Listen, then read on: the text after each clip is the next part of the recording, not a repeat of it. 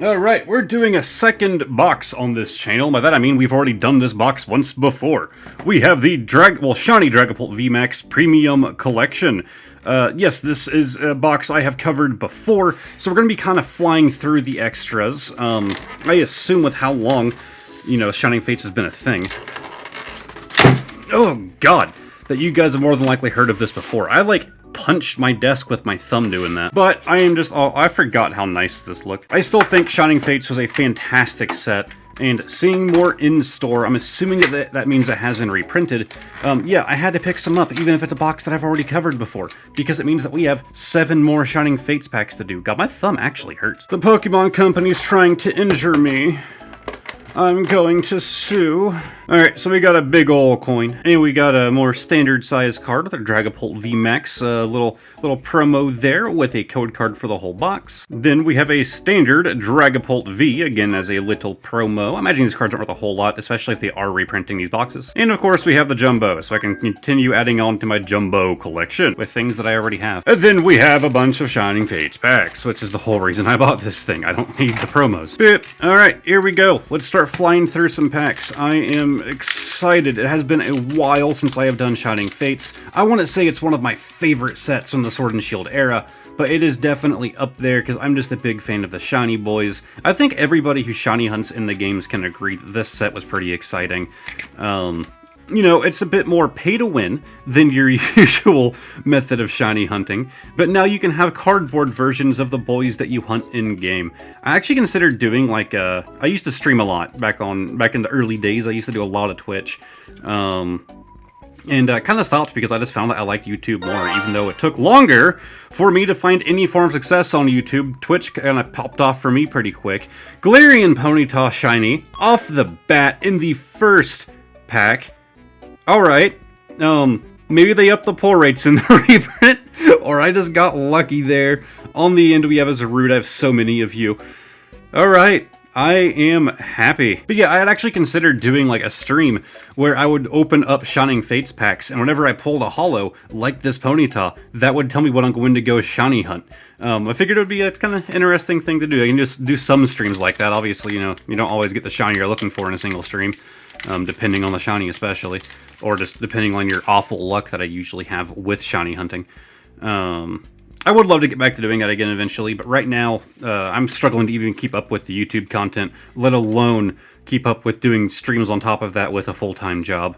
So we have, obviously keeping up with my personal obligations, like keeping my house clean and, making my girlfriend realize that I do actually exist and I don't just live in this computer room. We have Shinx and Galarian Mr. Rhyme as our second shiny boy. Okay, I'm pretty sure I already have this guy. I actually might have 2 of them. But 2 in a row, man, and a Holo Thievul there on the back. We're just lucking out today, man. Let's just keep it going. Let's just keep the train going. All right, I know I kind of flew past that Galarian Mr. Rhyme there, but I think he's one of the more boring ones. Sorry if he's a favorite of yours. There's your code card. That and the fact that I've already seen him before, and I think I might have seen him more than once. Might be one of the more common ones. If there is an actual seeding to most of them, I'm not sure. But we have a Floatzel. Come on. Floatzel, a Dartrix, a Balgai, a Snom, the Qfant, Grookey, Buizel, Yanma, a Double shiny. What are you doing, Shining Fates? Are these just guaranteed now? Were they guaranteed before? I don't think they were guaranteed before. Okay, shiny Double. Maybe I should have done some research on a possible reprint change going on here. Huh. Alright, well, we got another shiny boy. And again, that one is actually new to me. We got the big old Double boy. I know Wooloo was a big fan favorite in Sword and Shield first released. So, nice to have his evolution here. Did a little bit of Googling, and it looks like the reprint doesn't really have a whole lot of talk around it right now. It doesn't seem like the pull rate's really changed. But according to, I believe it's Charizard.com, where they kind of open a bunch of crap to see what the average pull rates are. It says that getting the baby shiny, which is, what it implies, is 1 in 4 packs. And based on my memory, I never had that good of luck. But we've done 3 packs so far and got a hit every time. So I think I'm just really lucking out on this box. If you guys are curious, our next video, unless things change, should be another Shining Fates product, one that I actually haven't covered before. And maybe we'll see if the pull luck continues in that. And there is where it ends with our Choodle and a Yanmega. So there goes all our pull luck. I suppose if out of all 7 packs we get 3 of our shiny boys, then I guess that we are more in odds of that 1 in 4 that was reported. And that was like based on an opening of like 1,000 packs. It was over 1,000 packs. Again, I think it was Charizard.com, I believe. But, yeah, we get people that do that. They open a bunch of packs and kind of monitor the pull rates and try to get you the stats for it. It's pretty cool. It's a pretty useful little resource if you're curious as to the rarity of certain cards. Tropius is a reverse, no shiny, but we do have a holo Frostmoth. Yeah, I don't recall my luck being 1 in 4 back when I was doing Shining Fates, back when it was still, you know, like a newer thing. But it's also not based on empirical data. It's not like I was keeping a log of my pull rate, you know, amount. But, there we go. Maybe I'm just finally getting the luck back for, you know, the more bad pull rates I had back when I first did these. We have a Tropius, a Rotom, a Cramorant, Cacnea, Qfant, Eevee, Buzzle, Yanma, and a Holo Flapple. I actually don't think I've ever seen his shiny before.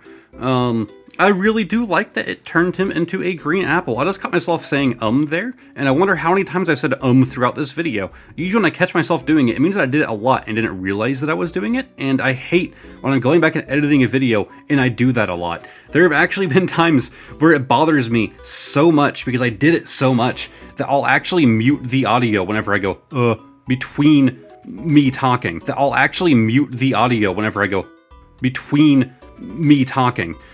I'm not sure if anyone's ever picked up on me doing that. I find it really annoying. I really hate that I do that. It's something, I even had like a class in high school where we had to like write up a report. We had a whole week to do it. It was every single week. We had to write a report that was 1 page, and we had to memorize it word for word. And then we had to present that page to the class without having the paper, but the teacher does. And every time you mess up a word, you would get a point off.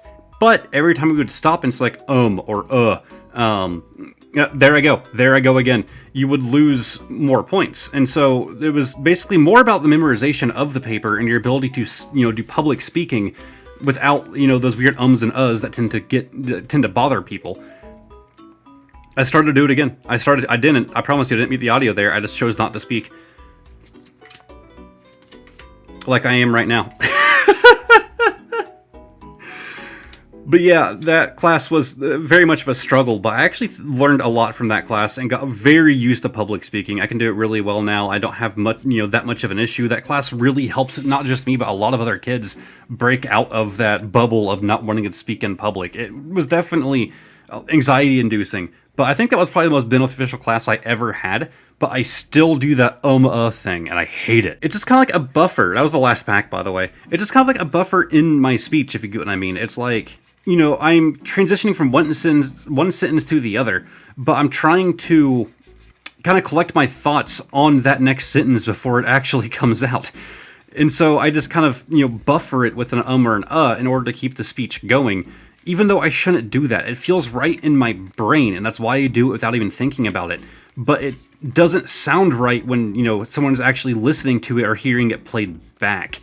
And I feel like a lot of you guys probably understand what I'm talking about if you've had to do like public speaking or you've had to do anything like recording a YouTube video where you're just talking to yourself the entire time. But out of 7 packs, we got 4 shiny boys, one of which I know I already have. The other 3 I don't think I do. There's a chance that I have that double, but I don't think I do. Very nice pulls here in the end. They're probably not a whole lot of value, especially with them doing reprints of this set. When I was looking up the thing on that a minute ago, I saw someone talking about how they kind of killed the value of this set by doing so many reprints. And of course, we didn't really pull anything exceptional. All we got were those and then some like basic holos. So the value proposition probably wasn't too good at the end of all of this. But I still think that we came out on top, in my opinion, by adding on to the shiny collection. Even if, if you collect for the sake of value, I don't know why I'm holding a knife. If you collect for the sake of value, that doesn't necessarily matter if you don't always, you know, peek over. You just have to be happy with what you get in the end. And in this case, I am very much happy with it. I don't know why I grabbed you.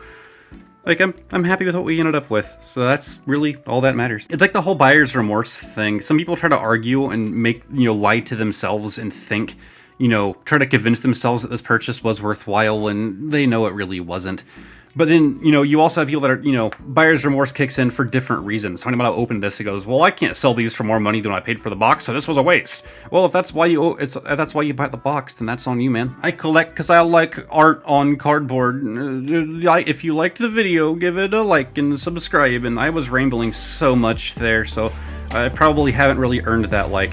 But if you did anyways, maybe go ahead and hit it. And hopefully I will see all of y'all next time. Goodbye for now.